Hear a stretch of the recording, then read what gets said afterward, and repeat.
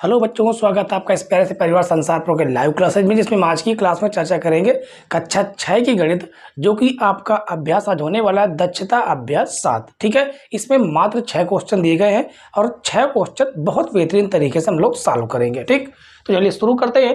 प्रश्न नंबर 1 लिखा गया, 3 संरेख बिंदुओं से होकर जाती हुई कितनी रेखाएं खींची जा सकती है। तो सबसे पहले हम जानते हैं कि संरेख बिंदु किसे कहते हैं। ठीक है, तो संरेख नाम से ही पता चल रहा है कि तीनों जो बिंदु हैं वो एक रेखा में होने चाहिए। इन्हें हमें क्या बोलते हैं? संरेख बिंदु। ठीक है, ना दिख रहा हो थोड़ा और से बड़ा कर देते हैं। ये आपके 3 संरेख बिंदु हैं। अब बताइए इनसे जो है कितनी रेखा खींच सकते हैं।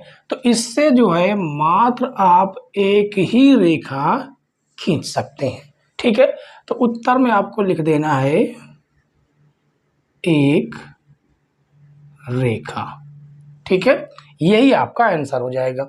इसके बाद प्रश्न नंबर 2 में कहा गया, कागज के तल पर निम्नलिखित बिंदुओं को अंकित कर स्पष्ट कीजिए। क्या स्पष्ट करना है? एक बिंदु से कितनी रेखाएं खींची जा सकती हैं। तो आप देख सकते हैं कि ये आपका एक बिंदु है। ठीक है, इस बिंदु से आप कितनी रेखाएं खींच सकते हैं, अनुमान लगाइए। इस बिंदु से आप कितनी रेखाएं खींच सकती हैं, अनुमान लगा सकते हैं। इससे अनंत रेखाएं खींची जा सकती हैं। कितनी? अनंत, यानी असंख्य। ठीक है, तो यहां पर आपको आंसर में लिख देना है अनंत या असंख्य। असंख्य रेखाएं। ठीक है, इसके बाद रहता है आपका बी नंबर, 2 बिंदुओं से कितनी रेखाएं खींची जा सकती हैं। तो ये रहा आपका बिंदु 1, ये रहा आपका बिंदु बी, सॉरी दूसरा, और यहाँ से आप देख सकते हैं कि मात्र एक ही रेखा खींच सकते हैं। ठीक है, तो यहाँ पर लिखेंगे एक रेखा। प्रश्न नंबर सी देखिए, 3 बिंदु से संरेख, 3 बिंदु जो संरेख नहीं है, कहा गया तीनों क्या संरेख नहीं है, में से 2-2 बिंदुओं से कितनी रेखाएं खींची जा सकती हैं। तो हमें क्या करना है, 3 बिंदु बनाने, वो भी ऐसे जो संरेख ना हो, एक रेखा में ना हो। तो मान लेते हैं कि ये बिंदु 1 है, ये दूसरा बिंदु है, और उसके बाद ये तीसरा बिंदु है, संरेख भी नहीं है। तो इनसे यदि आप 2-2 बिंदु लेकर रेखा बनाएं तो मात्र 3 ही रेखाएं बनती हैं। तो यहाँ पर आंसर लिख देना है 3 रेखाएं। ठीक है, इसके बाद डी नंबर देखिए, 4 बिंदु जिनमें से 3 संरेख नहीं है, में से 2 बिंदुओं से कितनी रेखाएं खींची जा सकती हैं। इस बार जो है बिंदु कितने? 4, इसमें 3 संरेख नहीं है, यानी एक संरेख है। ठीक है, तो ये आपका पहला बिंदु, ये दूसरा बिंदु जो संरेख है, उसके बाद ये संरेख नहीं है, एक ये भी संरेख नहीं है। ठीक है, देखिए ऊपर और नीचे है। देखिए 1, ये हो जाएगा 2, 3, 4, 5, और ये हो गया 6। ठीक है, तो यहाँ पर लिखेंगे 6 रेखाएं क्या कर सकते हैं? खींच सकते हैं। 5 बिंदु जिनमें से कोई 3 संरेख नहीं है, में से 2-2 बिंदुओं से कितनी रेखाएं खींच सकते हैं। तो आप इस बार जो है 5 बिंदु बनाइएगा। ठीक है, वो भी जिसमें से 3 ऐसे होंगे जो संरेख ना हो। तो ये रहा एक तो संरेख होगा। ठीक है, उसके बाद ये दूसरा, ये तीसरा, और ये जगह चौथा या 5वां है। ठीक है, देखिए 1, 2, 3, ये संरेख हो गया। क्या ये संरेख हो गया? इसको थोड़ा सा हम हल्का सा इधर बना देते हैं। ठीक है, हाँ, ये 1, 2, ये 3, ये 4, ये 5, उसके बाद 5 के बाद ये 6, ये 7, ये 8। ठीक है, इसके बाद ये रहे 9, और ये हो जाएगी इसके साथ में 10। कितनी रेखाएं खींच गई? तो यहाँ पर लिखेंगे 10 रेखाएं। ठीक है, तो उम्मीद है बच्चों कि प्रश्न नंबर 1 और प्रश्न नंबर 2 आपको दोनों बेहतरीन तरीके से समझ में आए होंगे। समझ में आए हो तो हमारे वीडियो को लाइक, शेयर और चैनल पर नए हो जरूर सब्सक्राइब कर लीजिए, ठीक है। साथ में बेल आइकन प्रेस कर लेना, जिससे नई नई वीडियो की नोटिफिकेशन सबसे पहले आपके पास प्राप्त हो जाए, ठीक है। चलिए प्रश्न नंबर 2 के बाद हम लोग सॉल्व करेंगे प्रश्न नंबर 3 और प्रश्न नंबर 4। प्रश्न नंबर 3 देखिए बच्चों, प्रश्न नंबर 3 में कहा गया कि स्तंभ ए एवं बी सही जोड़े का मिलान कीजिए, ठीक है।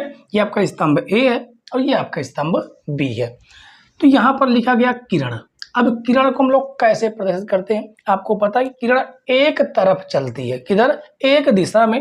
तो यहाँ पर ए बी के ऊपर एक दिशा की ओर तीर का निशान लगा हुआ है, यानी इसे हम लोग क्या बोलते हैं, किरण बोलते हैं। रेखा, रेखा दोनों साइड चलती है, तो इसमें ये वाला सही होगा।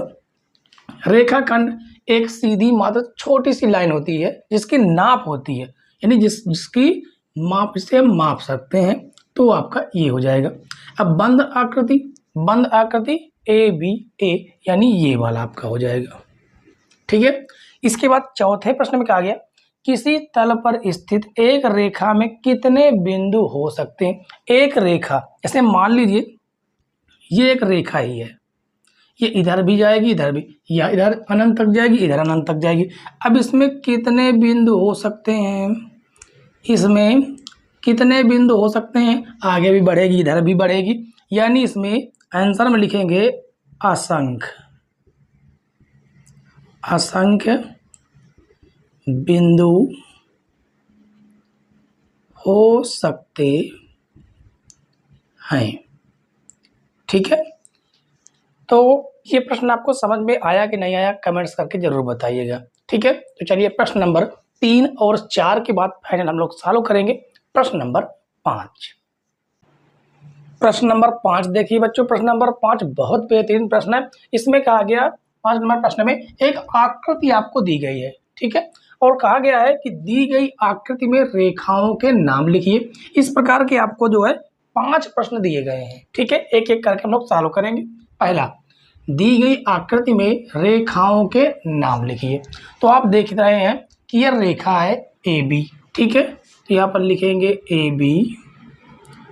उसके बाद देखिए ये बी सी, तो ये हो जाएगा बी सी, सी डी, या चलिए यहाँ पर सी डी लिख देते हैं, सी डी और डी ए, ठीक है। देखिए A B, B C, C D और डी ए। आप चाहते तो एल आई के ई एफ एच जी जे और के ये भी लिख सकते हैं, ठीक है। तो ये रहा आपका पहले का आंसर। दूसरे में कहा गया आकृति की उन रेखाओं के नाम लिखिए जो बिंदु ए से होकर जाती, कहाँ से, यहाँ से। तो एक तो आपकी ए बी हो गई और एक ए डी हो गई, ठीक है। तो यहाँ पर लिखेंगे ए बी तथा ए डी। आकृति में बंद आकृति के नाम लिखिए। तो ए बी सी डी, ये आपकी क्या है, बंद आकृति है, ठीक है। तो यहाँ पर लिखेंगे ए बी सी डी। इसके बाद कहा गया आकृति के ए डी आई, के ए डी आई, ठीक है। कैसी आकृति है, खुली या बंद, तो खुली आकृति है, यहाँ पर लिखेंगे खुली आकृति, ठीक है। इसके बाद लास्ट 5वां है, इसमें कहा गया आकृति के ए एल, खुली आकृति या बंद, तो आप देख सकते हैं खुली आकृति है, तो यहाँ पर लिखेंगे खुली आकृति, ठीक है। तो उम्मीद है बच्चों ये प्रश्न नंबर 5 भी आपको समझ में आ गया होगा। तो फाइनल हमने 1 से 5 तक के सारे क्वेश्चन कवर कर लिए हैं। इसके बाद आपका मात्र एक क्वेश्चन बचता है जो कि आपका 6ठा नंबर है, ठीक है। तो उस क्वेश्चन को हम लोग बहुत बेहतरीन तरीके से सॉल्व करेंगे। तो शुरू करते हैं प्रश्न नंबर 6।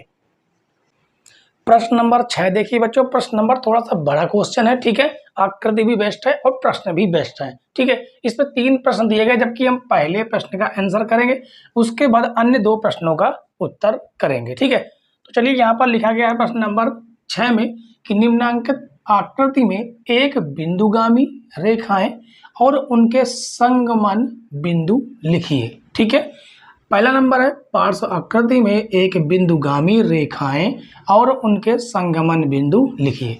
तो संगमन बिंदु क्या है कि उन बिंदुओं से जो रेखाएं जाती हैं उस बिंदु को हम क्या बोलते हैं, संगमन। कोई भी ऐसा बिंदु जिससे रेखाएं जाती हैं उसे हम संगमन बिंदु बोलते हैं। ठीक है, तो चलिए सबसे पहले लिखेंगे संगमन बिंदु। पहला नंबर ये रहा आपका पहला,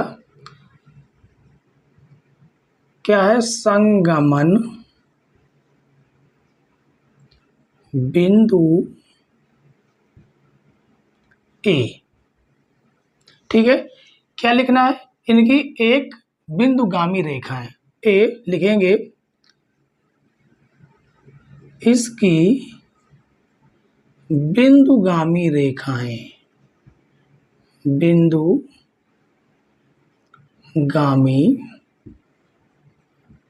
रेखाएं। अब आपको आकृति में देखना है, ये आपका बिंदु ए है। ठीक है, इस बिंदु से कितनी रेखाएं जा रही हैं, तो आप कहेंगे ये एन रेखा है, यहाँ पर लिख देते हैं एन। ये क्यू रेखा भी है, क्यू, और ये आपकी एल रेखा भी है। ठीक है, एल। तो 3 रेखाएं यहाँ से जाती हैं। इसके बाद लिखेंगे दूसरा नंबर संगमन बिंदु बी। इसकी बिंदुगामी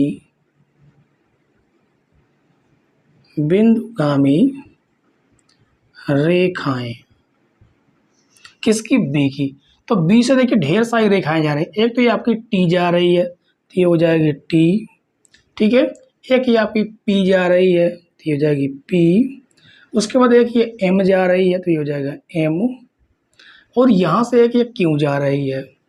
कितनी हो गई, 4 हो गई। ठीक है, इसके बाद तीसरा नंबर देखिए, तीसरे नंबर में क्या कहा गया है। अच्छा, तीसरा नंबर हमें ऐसे ही करना है, कौन सा बिंदु, सी है। तो लिखेंगे संगमन बिंदु सी। इसकी बिंदुगामी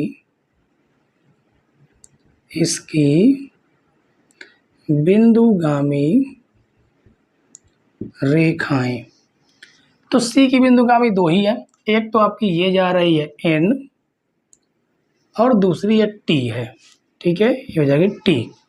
इसके बाद चौथा नंबर देखिए संगमन बिंदु,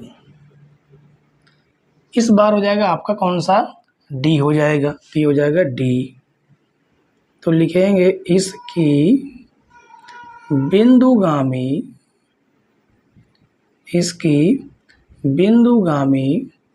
रेखाएं, किसकी, डी की बिंदुगामी रेखा देखिए, एक ये एन है।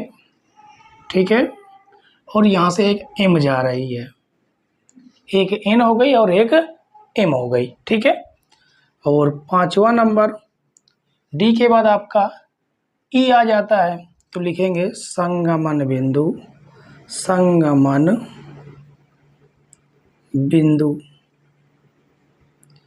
ई। इसकी बिंदुगामी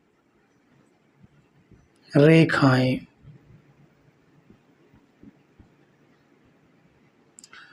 तो ई से कौन कौन सा रेखा जा रही है, एक एन जा रही है और उसके बाद एक पी जा रही है। समझ में आ रहा ना। इसके बाद छठा नंबर ई के बाद आपका देखिए एफ हो जाएगा। ठीक है, तो लिखेंगे संगमन बिंदु एफ। इसकी बिंदुगामी रेखाएं, किसकी, एफ की। तो ये एक एल हो जाएगी और एक ये एम हो जाएगी। ठीक है, एल कामा एम। अब इसके बाद आपका, ये तो आपका पहला नंबर है। ठीक है, दूसरा नंबर प्रश्न क्या कहता है, दूसरा नंबर देख लेते हैं। ठीक है, दूसरे नंबर में कहा गया कि पार्श्व चित्र में, यहाँ पर हम प्रश्न लिख देते हैं। ठीक है, तो लिखेंगे पार्श्व चित्र में ए एफ बी में खुली आकृति है या बंद, ये पूछा गया। तो इसे हम उत्तर में लिखेंगे क्या, ए एफ बी। तो ए एफ बी ये तो एक प्रकार से बंद आकृति है, तो लिखेंगे बंद आकृति, बंद आकृति। ठीक है, और यहां पर कर देते हैं तीसरा नंबर प्रश्न। तीसरे नंबर प्रश्न में कहा गया कि पार्श्व चित्र में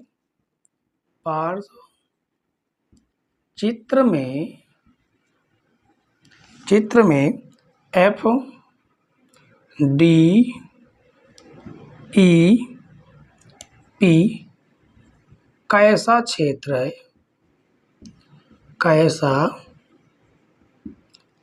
है और यह खुली आकृति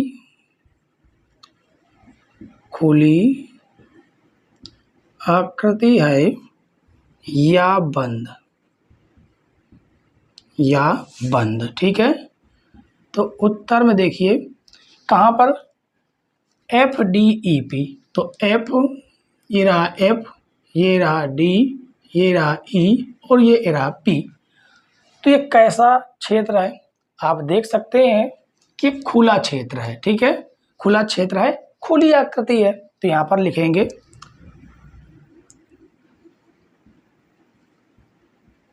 खुली आकृति है।